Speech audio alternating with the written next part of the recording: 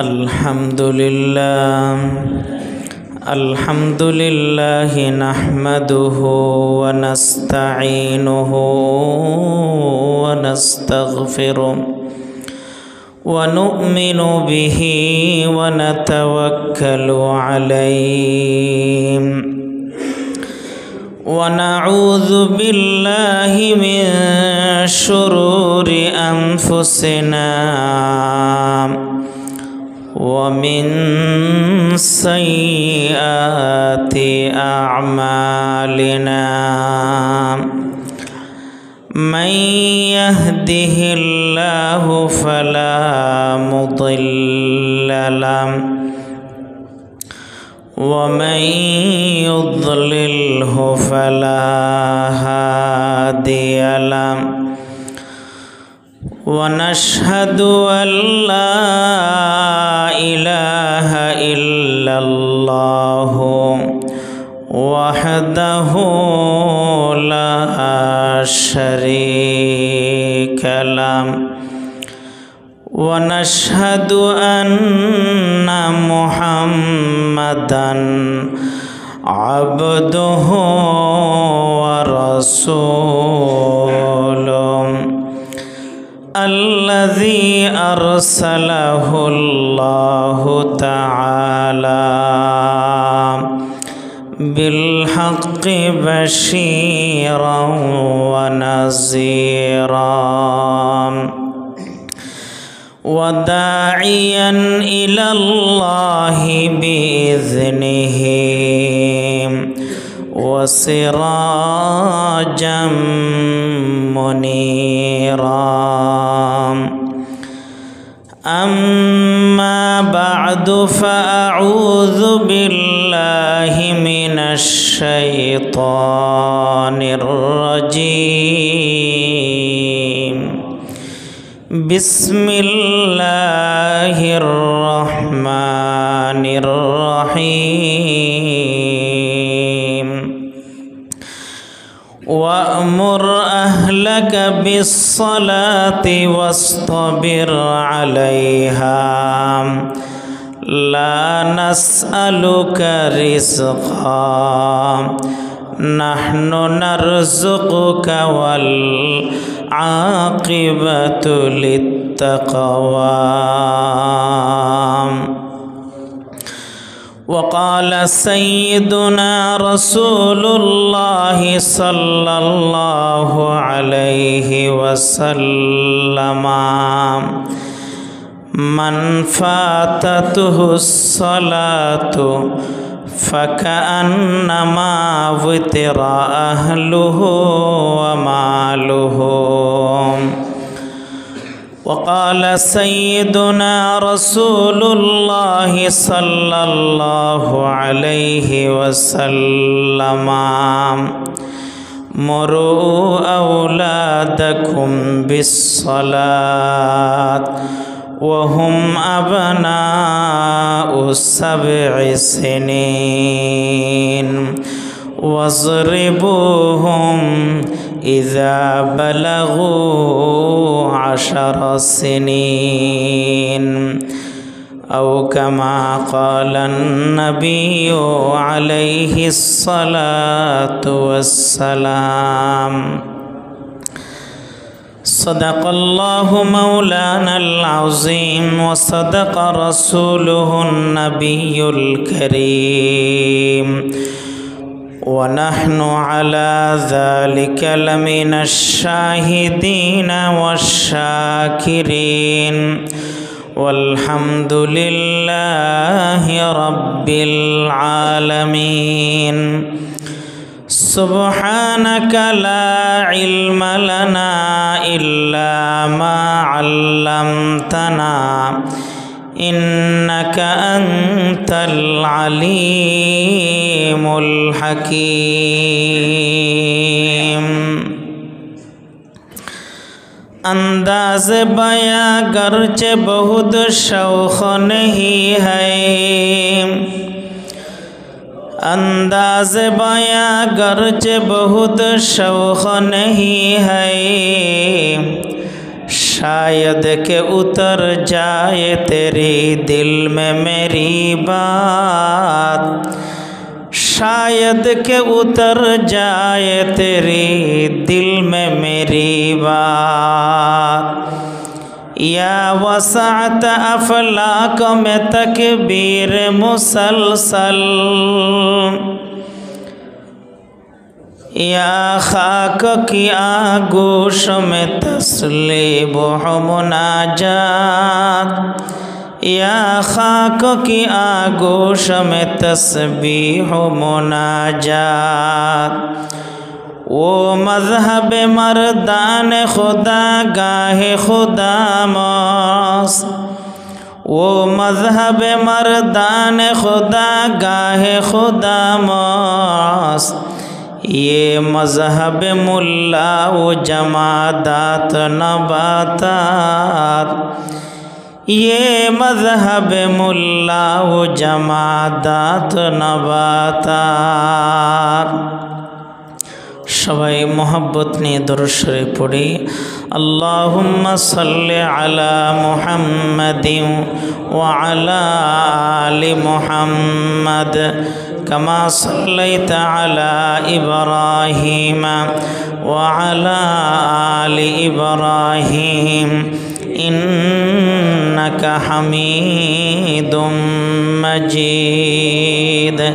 अल्लाहुम्मा बारिक अला मुहम्मदिन व अला आलि मुहम्मद कमा बारकता अला इब्राहीम व अला आलि इब्राहीम इन्नका हमीदुम मजीद। महान अल्लाह रब्बुल इज्जत वल जलालेर दरबारे अगणित असंख्य शुक्रिया, जिनी अत्यंत दया करे मेहरबानी करे आजके पवित्र जुमाबारे आमादेरके खूब सकाल सकाल आल्लाह पाकेर महान हुकुम आदाय करार जन्य आल्लाह पाकेर घर मस्जिदे आसार जन्य तौफिक दान करेछेन। साथे साथे दीनेर किछु आलोचना कुरान हादिसेर किछु कथाबार्ता शोनार जन्य एवं बलार जन्य आल्लाह पाक आमादेरके तौफिक दान करेछेन, आमादेरके मनोनीत करेछेन। एजন্য दिल खुले भक्ति सहकारे मालिकेर देवा जबान दिए उच्च स्वर एकबार कालिमातुश शुकुर आदाय करी आलহামদুলিল্লাহ। आमी आपनादेर सामने कुरान शरीफेर एकटी आयात करीमा जनाबे रसूलुल्लाह सल्लल्लाहु आलैहि वसल्लामेर अगणित असंख्य हादिस थेके दुईखाना हादिस छोट्ट छोट्ट आपनादेर सामने पाठ करছি। आल्लाह पाक यदि तौफिक दान करे कुरान एवं हादिस के सामने रेखे संक्षिप्त आकारे आपनादेर सामने किछु कथा बोलबो। आल्लाह पाक आमादेरके धैर्य सहकारे शोनार जन्य तौफिक दान करुक, बोलेन आमीन। आमी आपनादेर सामने आजके जे आयात पाठ करছি गत जुमा तो ए आयात सम्पर्के आपनादेरके किछु कथा बोलছিলাম। आजकेও से आयातटी पाठ करছি आपनादेर सामने। आल्लाह पाक यदि तौफिक दान करे आल्लाह पाक ए आयातेर माताहाते एमन किछु कथा आमादेर जबान दिए बेर करे दो जे कथागुलो आमादेर दुनिया आखिरातेर फायदा होबे, बोली आमीन। पाठकृत आयातेर भितरे आल्लाह पाक आदेश दिच्छेन वामुर अहलाका बिस्सलात। आल्लाह पाक बोलेन हे मुहम्मदुर रसूलुल्लाह सल्लल्लाहु अलैहि वसल्लम अपने आपनार परिवार परिजन के नामाजेर हुकुम करुन, नामाजेर आदेश करें।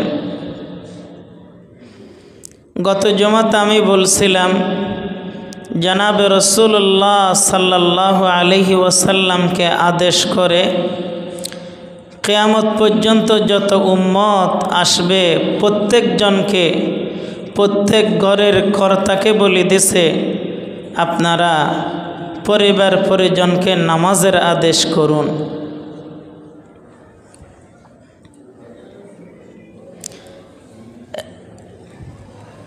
তাহলে আয়াতের দ্বারায় বোঝা গেছে পরিবার পরিজনকে কিসের আদেশ দিতে হবে?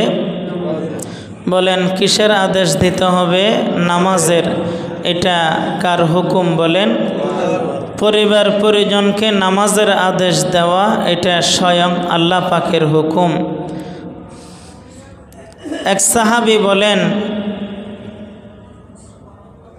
পরিবার রাসূলুল্লাহ সাল্লাল্লাহু আলাইহি ওয়াসাল্লামের পরিবারে যখন অভাব অনটন দেখা দিত তখন রাসূলুল্লাহ সাল্লাল্লাহু আলাইহি ওয়াসাল্লাম পরিবার পরিজনকে নামাজের আদেশ দিতেন, নামাজের হুকুম করতেন যে তোমরা নামাজ পড়ো। রিজিক আল্লাহর পক্ষ থেকে আসে যাবে। রিজিক কার পক্ষ থেকে আসে যাবে? আল্লাহর পক্ষ থেকে।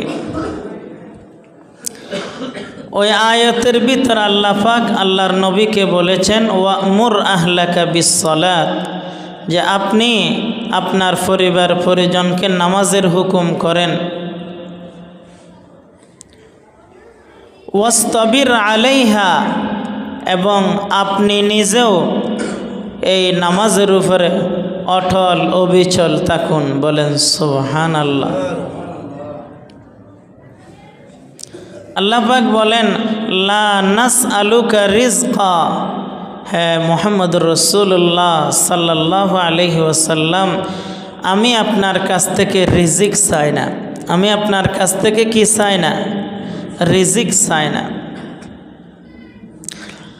অনেকে অনেক মালিক আছে যেগুলা শ্রমিক বা নিজের গোলামকে কাজ করাইয়া নিজের মালিকের দিয়ে উপার্জন করায়।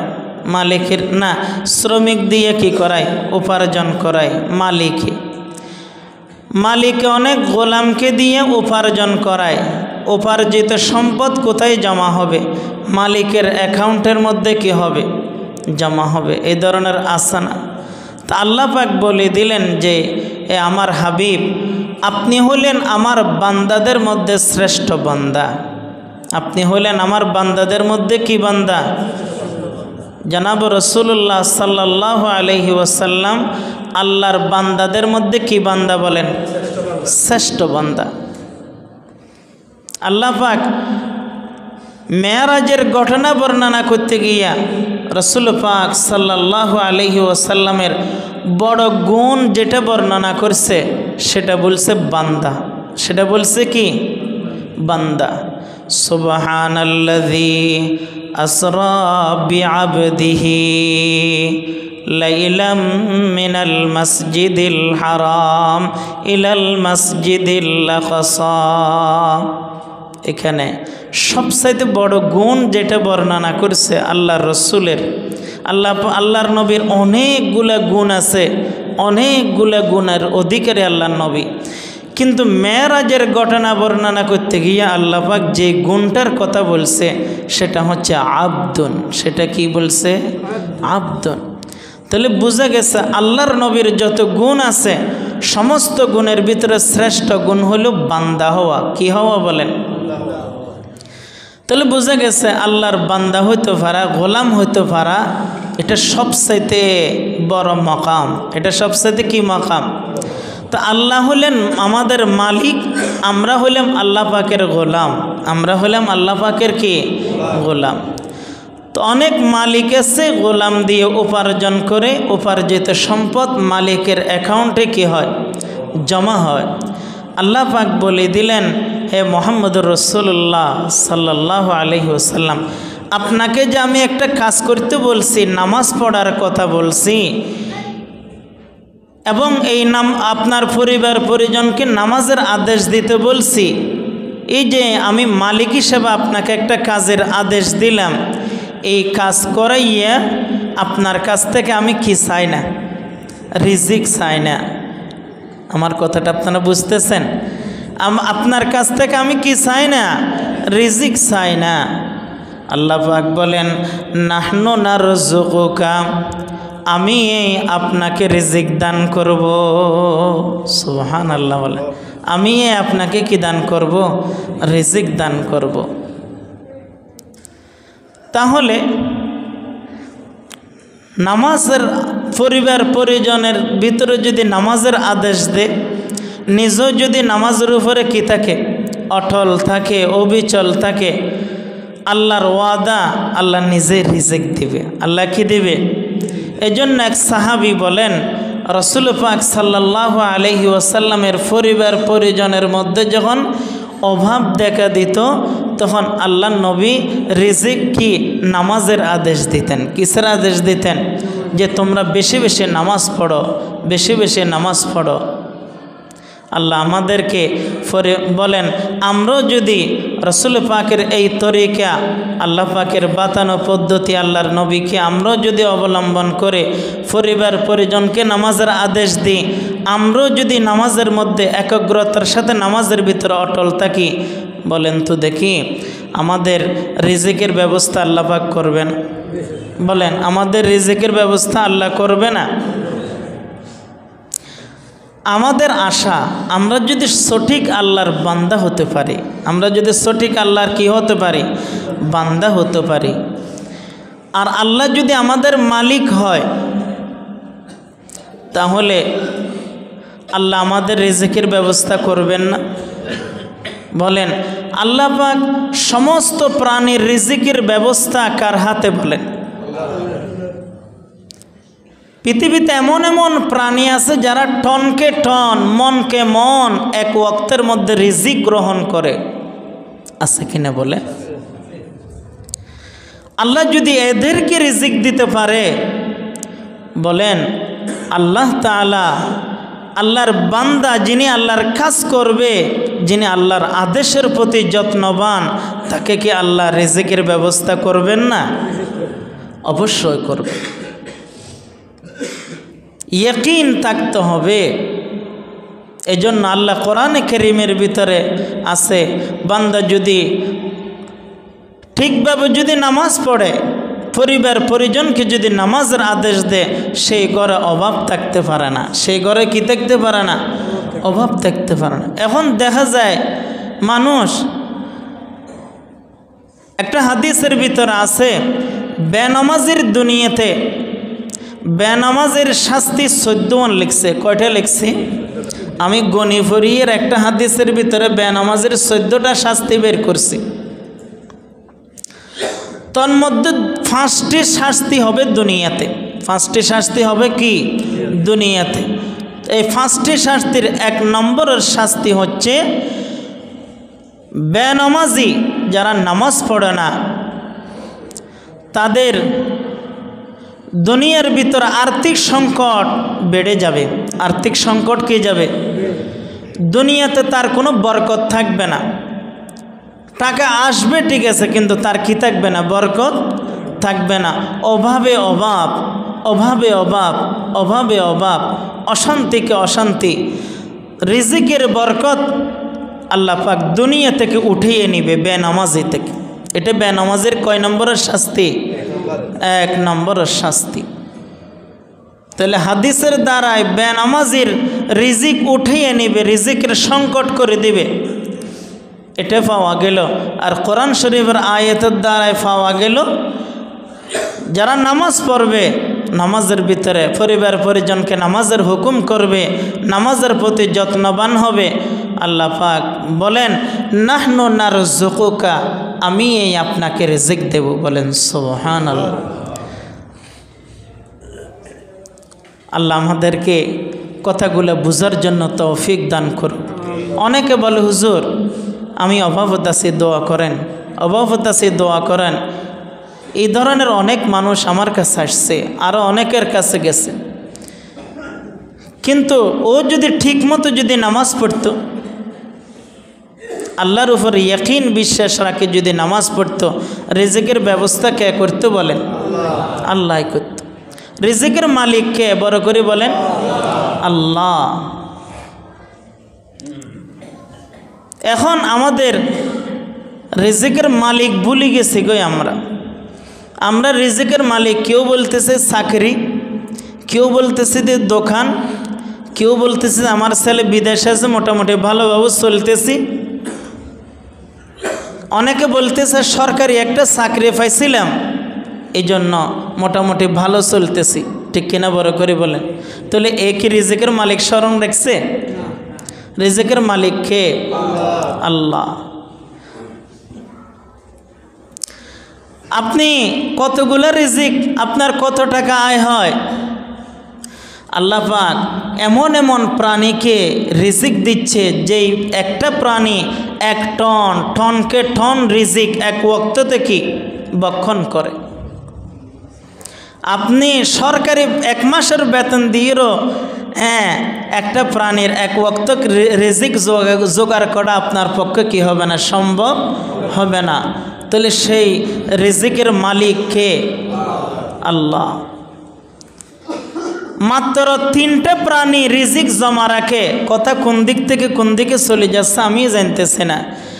পৃথিবীর মধ্যে মাত্র 3টি প্রাণী রিজিক জমা রাখে। কয়টি প্রাণী বলেন? বলেন কয়টি প্রাণী? 3টি প্রাণী।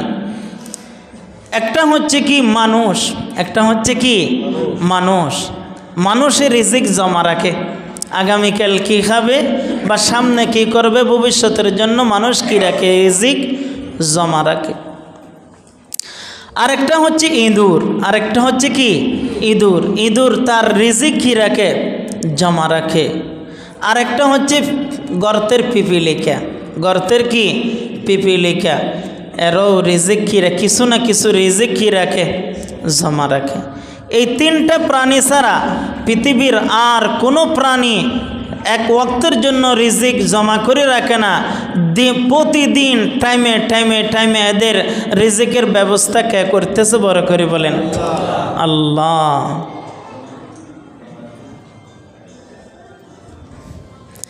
এই জন্য আমরা রিজিকের মালিক ভুলে যাচ্ছি।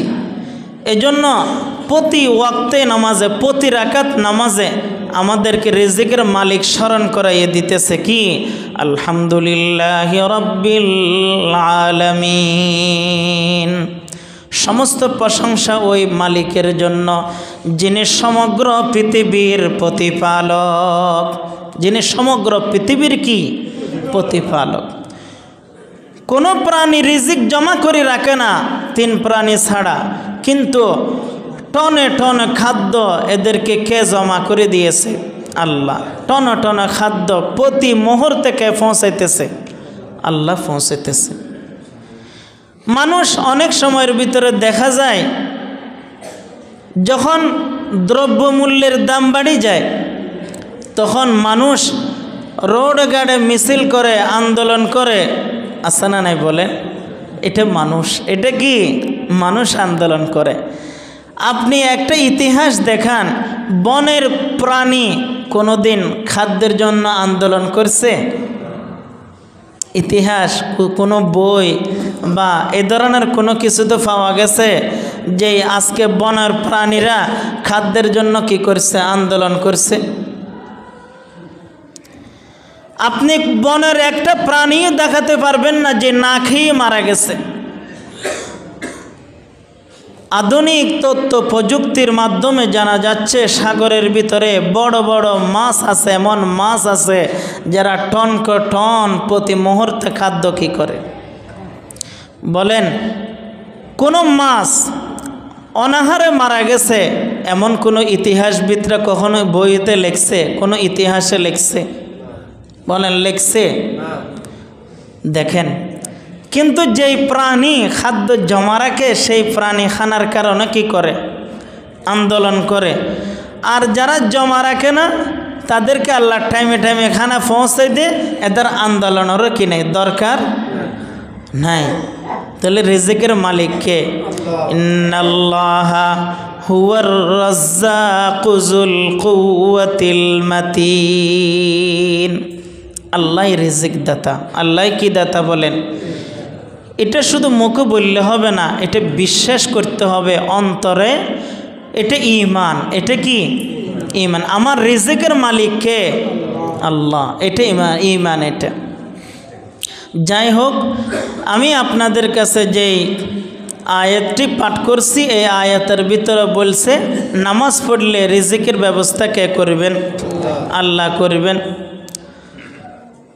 তাহলে ওই আয়াতের থেকে আরেকটা বুঝলাম, পরিবার পরিজনকে নামাজের কি দিতে হবে? হুকুম দিতে হবে।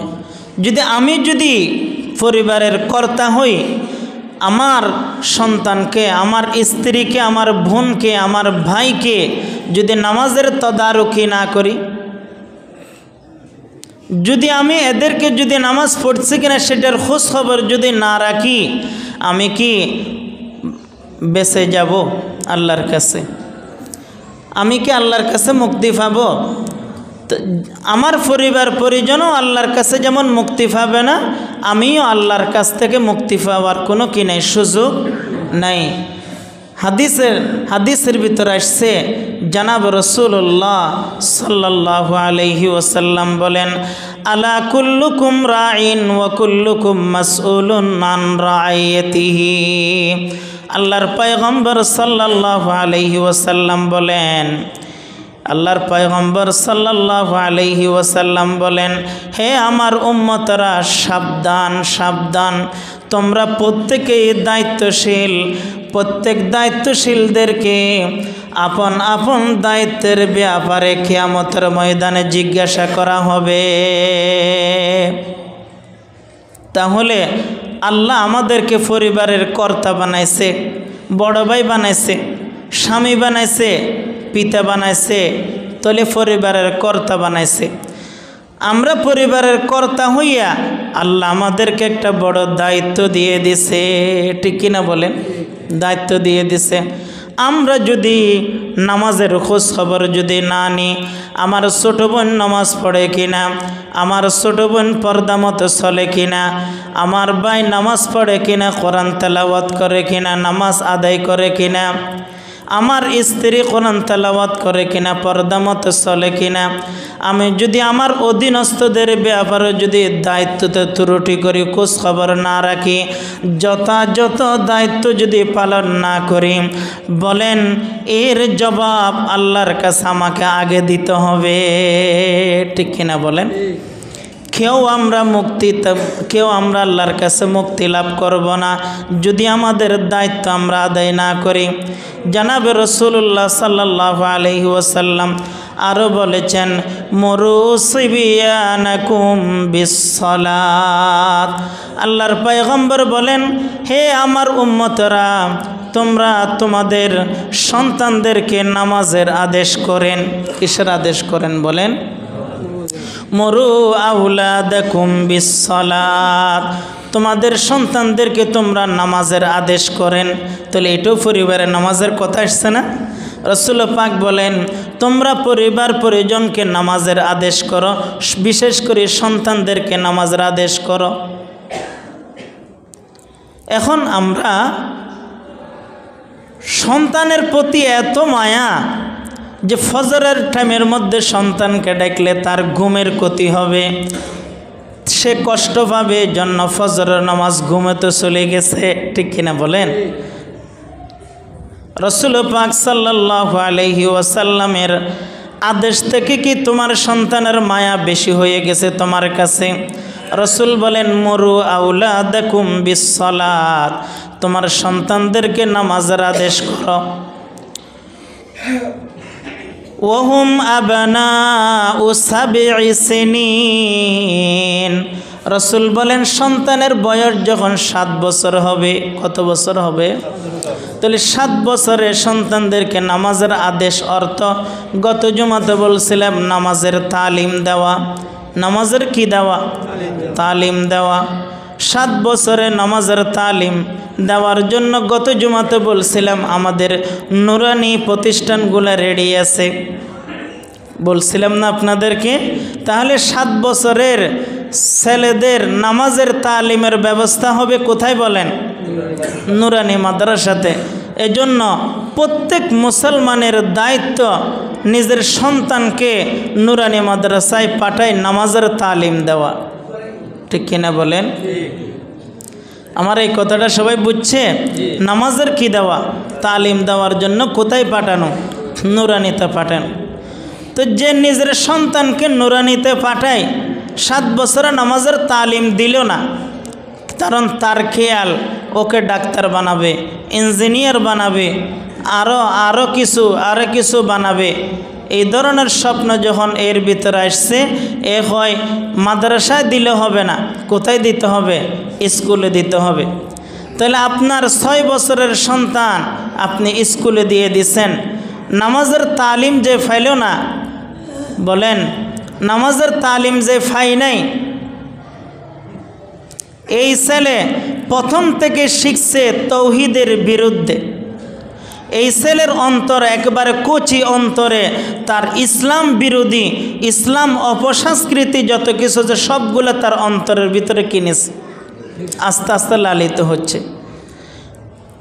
এবার হইতে হইতে কি হয়েছে, সে যখন আস্তে আস্তে আস্তে বড় হয়েছে, কলেজ ভার্সিটিতে গেছে, সে এবার নাস্তিকতার ছোঁয়া তার ভিতরে লাগিয়ে গেছে।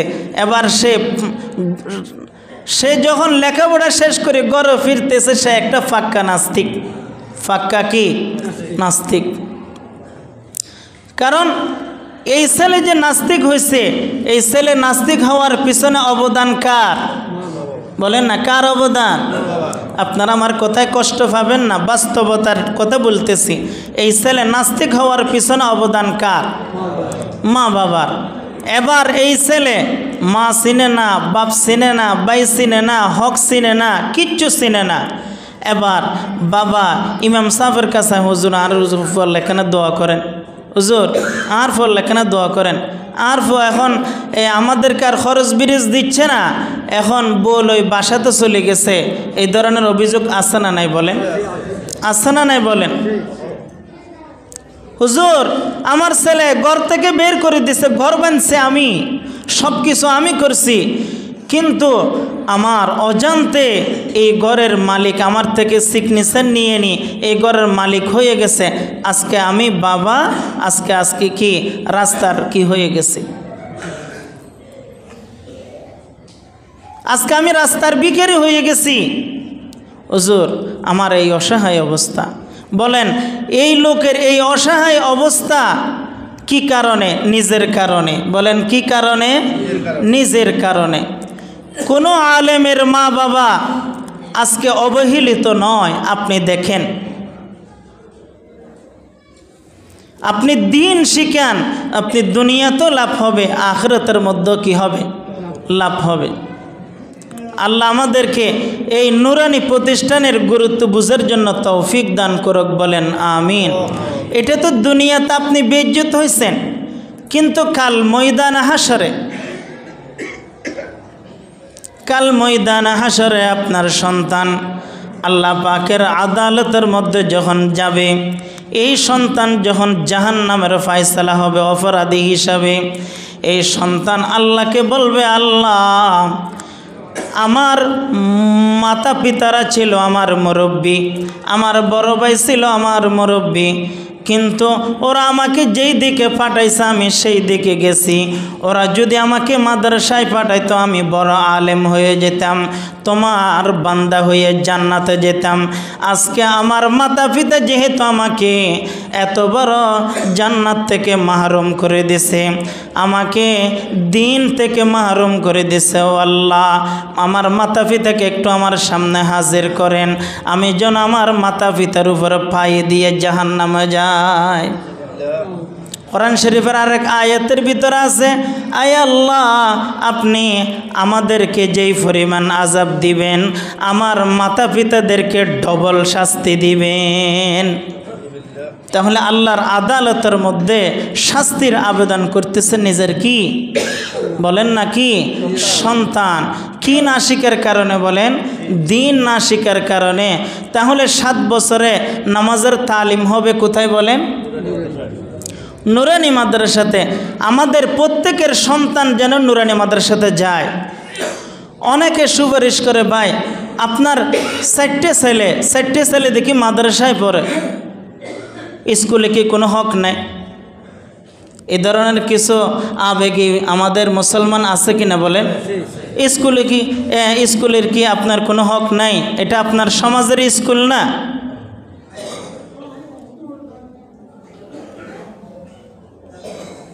আমরা এক কথায় জবাব দিব যে নুরানি মাদ্রাসাতে যেভাবে নামাজের তালিম হয়, যেভাবে নামাজ শেখায়, তোমার স্কুলও সেই ব্যবস্থা করো প্রাইমারিতে, আমার সন্তান ওইখানেও যাবে। ঠিক কিনা বড় করে বলেন? ঠিক। আমাদের মুসলমানদেরকে যেখানে ইসলামের শিক্ষা থাকবে না সেখানে কেন বলবো, কেন সেটা মুসলমানদের হক থাকবে সন্তান ওইদিকে যাওয়ার? এমন আবেগিকতা অনেকে মুসলমানদের বলে, অনেক কি করে মাথা নষ্ট করে। আল্লাহ আমাদেরকে হেফাজত করুক, বলেন আমিন। রসুল করিম সাল্লাল্লাহু আলাইহি ওয়াসাল্লাম বলেন, বাচ্চার বয়স যখন 10 বছর হবে, বাচ্চার বয়স যখন কি হবে, বাচ্চা যদি নামাজ পড়তে না চায় তখন বাচ্চাকে প্রহার করতে হবে। বাচ্চাকে কি করতে হবে? তাহলে নামাজের জন্য বাচ্চা 10 বছর যদি নামাজ পড়তে না চায়, শাসন করার কথা, প্রহার করার কথা কে বলেছে বলেন? রসুল করিম সাল্লাল্লাহু আলাইহি ওয়াসাল্লাম। কে বলেছে? রসুল করিম সাল্লাল্লাহু আলাইহি ওয়াসাল্লাম বলেছে। এখন আমরা 10 বছরের ছেলেকে নামাজ না পড়লে তার উপরে কি কোনো শাসন আমাদের চলে? বাচ্চার মায়া, বাচ্চার আদর। এবার নামাজের জন্য যেহেতু আপনি শাসন করতে পারেন না, এবার বাচ্চা যখন বড় হয়ে গেছে, 13-14 বছর হয়ে গেছে, 15 বছর হয়ে গেছে, নামাজ ফরজ হয়েছে, এবার সে আর নামাজ পড়েন না, এবার তার আপনার কথার সে বাইরে চলে গেছে। এখন 18 বছরের ছেলেকে কি আপনি শাসন করতে পারবেন? না। বাপের গায়ে জো আসবে, বাপের গায়ে হাত তুলে ফেলবে, মুরব্বীর গায়ে হাত তুলে ফেলবে, তার এখন শক্তি এসে গেছে। তাহলে বাচ্চাকে নামাজের জন্য শাসন করার কথা আল্লাহর নবী কত বছর বয়সে বলেছে? বলেন কত বছর বয়সে বলেছে? 10 বছর। তাহলে আমাদের 10 বছরের ছেলেগুলা নামাজ না পড়লে এদেরকে আদর না, এদেরকে শাসন করতে হবে। কি করতে হবে বলেন? শাসন করতে হবে, রসুল করিম সাল্লাল্লাহু আলাইহি ওয়াসাল্লামের কথা। তবে শাসন মানে এটা না লাঠি নিয়ে তার হাত ভাঙ্গি দেব, লাঠি নিয়ে তার দাঁত ফেলে দেব, তারপর মারি তার চোখ নষ্ট করে দেব, এটা শাসন না, এটা জুলুম। বলেন এটা কি? জুলুম। শাসন কতটুকু হবে শরীয়ত বলে দিছে, অতটুকু হালকা শাসন। কি শাসন বলেন? হালকা শাসন করতে হবে নামাজ পড়ানোর জন্য। তাহলে 7 বছরের নামাজের তালিম, আর 10 বছর যখন হবে নামাজ পড়তে যদি সে গড়িমসে করে, তাকে কি দিতে হবে? সাজা দিতে হবে, শাস্তি দিতে হবে। হযরত মুআজ ইবনে জবল, রাসূলুল্লাহ সাল্লাল্লাহু আলাইহি ওয়াসাল্লামের এক বিখ্যাত সাহাবীর নাম হলো মুআজ ইবনে জবল রাদিয়াল্লাহু তাআলা আনহু। যেই মুআজকে আল্লাহ নবী বলছেন, ইয়া মুআজ ইন্নী উহিব্বুকা। রসুল বলেছেন, হে মুআজ আমি তোমাকে ভালোবাসি। বলেন সুবহানাল্লাহ। কেমন মুআজ হবে? হাদিসের কিতাব, আশ্চর্য কথা। সেই মুআজ বলতেছে, আওসানি রাসূলুল্লাহ সাল্লাল্লাহু আলাইহি ওয়াসাল্লাম বিআশরি কালিমাতিন। মুআজ বলে, আল্লাহর নবী আমাকে 10টি কথার উপদেশ দিছে। কয়টি কথার উপদেশ দিছে? 10টি কথার উপদেশ দিছে। 10টি কথা আমি আপনাদেরকে বলার সময় আমার হাতে নেই, এই জন্য আমি একেবারে 10 নম্বর যেটা আমার বিষয় সেটা আমি বলবো। 9 নম্বর 10 নম্বর 9 নম্বর আল্লাহর নবী মুআজকে উপদেশ দিলেন, লা তারফা আনহুম আসাকা আদাবান। হে মুআজ, শাসনের লাঠি তোমার পরিবার থেকে তুলবে না। শাসনের লাঠি তোমার পরিবার থেকে তুলবে না। পরিবারের ভিতরে কি থাকতে হবে? শাসনের। বলেন না, সবাই বলতেছে না আমার কথা, আপনারাও বললে আমার কথা বুঝেন মতে লাগবে আমার কাছে। পরিবারের ভিতরে কি লাগবে বলেন? শাসনের লাঠি লাগবে।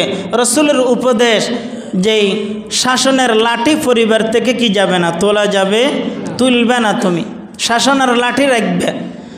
10 বছরের ছেলে যদি নামাজ পড়তে না চায়, তাকে হালকা শাসন করতে হবে। স্ত্রী যদি নামাজ না পড়ে, স্ত্রীকে হালকা শাসন করা। বলেন না, স্ত্রীকে নামাজের জন্য কি লাগবে? হালকা শাসন করা লাগবে। হযরত 10 নম্বর নসিহত করছে মুআজকে আল্লাহর নবী সাল্লাল্লাহু আলাইহি ওয়াসাল্লাম, ওয়া আখিফহুম ফিল্লাহ। আল্লাহর ভয় ভীতি প্রদর্শন করবে পরিবার পরিজনকে। পরিবার পরিজনকে কার ভয়ভীতি প্রদর্শন করবে? আল্লাহর ভয়ভীতি প্রদর্শন করবে। তাহলে এটা বলেন, এই কথাগুলো কি অত্যন্ত দরকারি না? অত্যন্ত দরকারি। এগুলো যদি আমরা ফিট করতে পারি, আপনি যদি আপনার পরিবারকে ঠিক করতে না পারেন, সমাজ ঠিক করতে পারবেন কোনো দিন? সমাজ ঠিক করতে না পারলে রাষ্ট্র ঠিক করতে পারবেন না। আগে পরিবারকে ধরেন। আল্লাহ আমাদের পরিবার, সমাজ, দেশ সব কিছুকে আল্লাহ পাক নামাজি বানাইয়া দুক, বলেন আমিন। ওয়া আখির দাওয়ানা আনিল হামদুলিল্লাহি রাব্বিল আলামিন। আসসালামু আলাইকুম ওয়া রাহমাতুল্লাহি ওয়া বারাকাতুহু। যারা